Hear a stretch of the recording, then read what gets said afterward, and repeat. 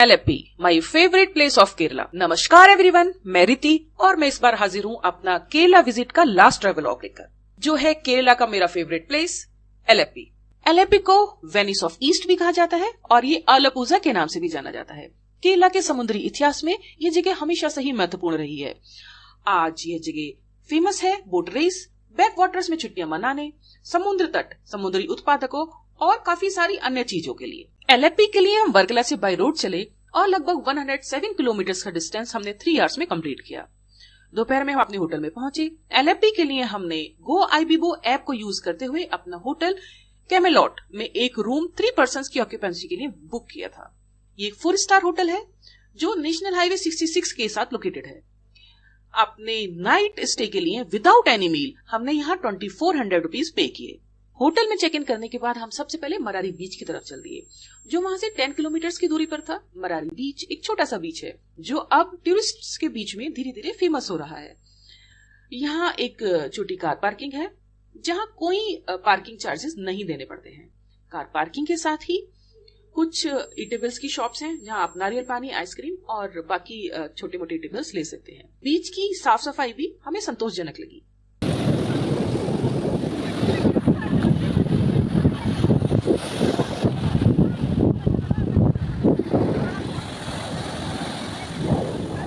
क्योंकि हम एलेप्पी दोपहर के बाद पहुंचे थे, इसलिए 24 आवर्स के लिए हाउस बोट बुक करने का कोई बेनिफिट नजर नहीं आया। पता करने पर पता चला अच्छी हाउस बोट करने के लिए, क्रूज करने के लिए और खाने पीने के लिए एक दिन का जो खर्चा आता है वो आता है लगभग 8000 रुपीज से 12,000 रुपीज। साथ ही में ये भी पता चला कि हाउस बोट में सुबह 11 o'clock आपको चेक इन करना पड़ता है और शाम तक हाउस बोट बैक वाटर्स में क्रूज करवा कर इवनिंग में एक जगह बोट आपकी पार कर देती है और नेक्स्ट डे आपको स्टार्टिंग पॉइंट पर आकर छोड़ देती है। ये सब चेक करने के बाद हमने डिसाइड किया कि हम सिर्फ नॉर्मल बोट राइड में जाएंगे और राजीव जेटी के पास हमने काफी सारी बोट्स में जाकर रेट्स चेक किए, जो कि 1 घंटे की राइड के लिए 400 से 700 रुपीज पर पर्सन के बीच में वेरी कर रहे थे।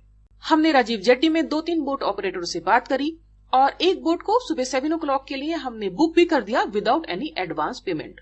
हमने रात में वापस जाते हुए डिनर अन्नपूर्णा वेज रेस्टोरेंट में किया, जो NH 66 पर है और ये एक प्योर वेज रेस्टोरेंट है।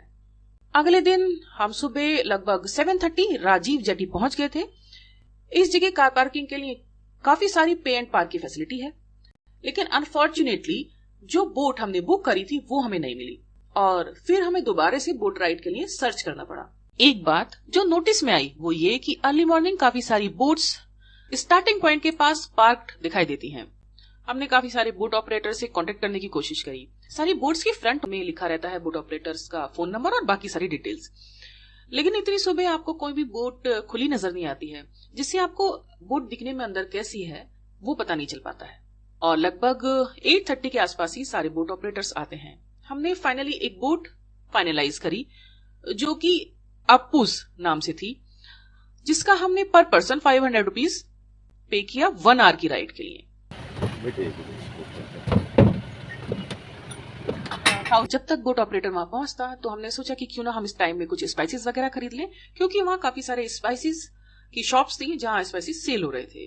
तो हम वहां गए और हमने कुछ स्पाइसेस खरीदे। थोड़ी देर में बोट ऑपरेटर वहां पहुंचा और हमारी 1 आवर की राइड स्टार्ट हुई। एलेप्पी के बैक वाटर्स सिटी का मेन अट्रैक्शन है और केरला के फेमस टूरिस्ट डेस्टिनेशन में से एक है। लगून, रिवर्स और बैक वाटर्स का नेटवर्क एक एक्सेप्शनल कॉम्बिनेशन है जो वनस्पतियों और जीवों से भरा है, जो स्थानीय जीवन और संस्कृति को झलकाता है। यहाँ बोट में क्रूज करते हुए आप धान के खेत, नारियल के पेड़, घनी हरियाली और प्राकृतिक सुंदरता को निहार सकते हैं। बोट राइड करते हुए आपको बीच बीच में लोग छोटी छोटी नावों में सामान इधर से उधर लाते ले जाते हुए दिखाई देंगे और साथ ही में कुछ गवर्नमेंट पैसेंजर बोट्स भी दिखाई देंगी जो लोकलाइट्स को एक जगह से दूसरी जगह ले जाने के लिए हैं, जिनका सीटिंग कैपेसिटी बहुत ज्यादा है और चार्जेस बहुत नॉमिनल हैं। लगभग आधे घंटे की बोटिंग के बाद बोट ड्राइवर ने एक हॉल्ट लिया और जहां उसने बोट को रोका वहां कुछ एक ईटेबल की शॉप थी, वॉशरूम्स थे और साथ में वहां 2 ईगल्स थे, जिनमें से एक का नाम अर्जुन था और दूसरे का नाम मुझे याद नहीं आ रहा। वहां पास ही में उनका ओनर था जो इन ईगल्स को उठाकर कभी आपके हाथ के ऊपर बैठा था, कभी शोल्डर के ऊपर बैठा था। इसके लिए आपको कुछ पेमेंट देना पड़ता था ताकि इसे ओनर इन ईगल्स को फूड प्रोवाइड कर सके। मैंने नजदीक से फर्स्ट टाइम ईगल्स को देखा था इतने, और मैं थोड़ा डरी हुई भी थी बट वो बड़े डिसेंट थे।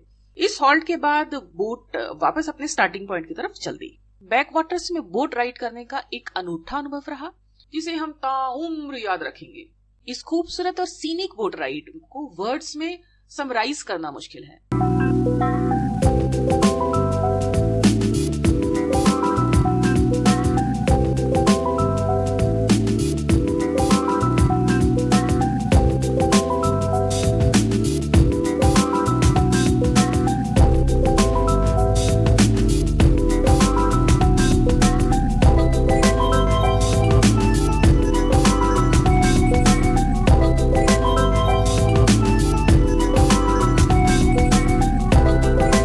के बाद हमने लंच एलएपी के पास ही मद्रास वेज रेस्टोरेंट में किया। ये रेस्टोरेंट भी NH 66 पर ही है और यहाँ कार पार्किंग की फैसिलिटी है। यहाँ से आगे हम अलाफुजा बीच, जो कि एलएपी बीच के नाम से भी जाना जाता है, की तरफ चल दिए। ये बताया जाता है कि ये बीच करीब 150 इयर्स पुराना है और अपनी सुंदरता के लिए टूरिस्ट्स का पसंदीदा डेस्टिनेशन है। यहाँ पर पुराने जमाने के काफी बड़े आयरन पिलर्स दिखाई देते हैं, जिनके बारे में जाकर मैंने वहाँ के लाइफ गार्ड से पूछा तो पता चला कि पहले के समय में कार्गो शिप्स का ये हॉल्टिंग पॉइंट था, जब एलएपी एक इम्पोर्टेंट हब था सी ट्रांसपोर्ट का। वहीं कुछ दूरी पर एक पुराना नेवल शिप भी दिखाई दिया, जिसे वहाँ बीच पर मॉन्यूमेंट की तरह लगाया जा रहा। इस बीच पर भी एंट्री करने पर आपको काफी सारी टेबल्स की शॉप्स नजर आती हैं। कार पार्किंग के यहाँ 30 रुपीज चार्जेस हैं। इस बीच पर सैंड आर्ट फेस्टिवल और अलापुजा बीच फेस्टिवल आयोजित किया जाता है। सफेद रेत और शांत पानी का लंबा फैलाव इस बीच को स्विमिंग, सनबाथ और समुद्र तट पर सैर करने के लिए एक आइडियल डेस्टिनेशन बनाता है। एलेप्पी एक खूबसूरत शहर है जो प्रकृति, संस्कृति और इतिहास का एक अनूठा मिश्रण प्रदान करता है। उम्मीद है मैंने जो डिटेल आपको एलेप्पी के बारे में दिया है वो आपको अपनी केरला विजिट प्लान करने में असिस्ट करेगा। Thank you for watching my vlog. If you like the content, kindly like, share and subscribe my channel. Do write the suggestions, if any, in comment box.